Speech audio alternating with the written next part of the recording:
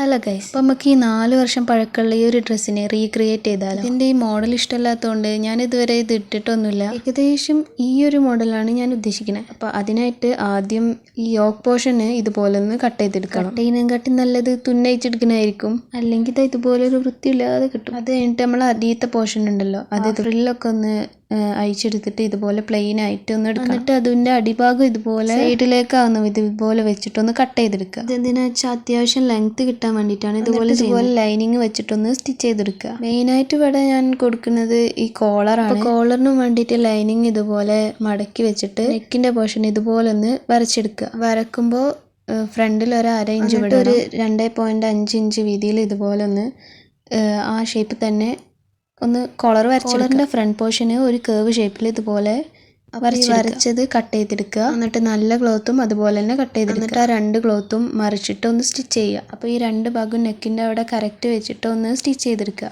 Neck സാധാരണ പോലെ ക്രോസിൽ ഒരു പീസ് വെട്ടിയെടുത്തിട്ട് ഇതുപോലെ ഹെമ്മിങ് ചെയ്തെടുക്കുക. മെയിനായിട്ട് ഈ ഡ്രസ്സിൽ കോളറാണ് വരുന്നത്. ഞാനിവിടെ ഓൾറെഡി ഉള്ള സ്ലീവ് ഒന്ന് ചെറുതായി കൊടുത്ത് വെച്ചത് ഒന്ന് സ്റ്റിച്ച് ചെയ്തെടുക്കുമ്പോൾ ഇതുപോലെയാണ് കിട്ടിയത്. അപ്പോൾ ഇഷ്ടമാണെങ്കിൽ ലൈക്ക് ചെയ്യുക, സബ്സ്ക്രൈബ് ചെയ്യുക. താങ്ക്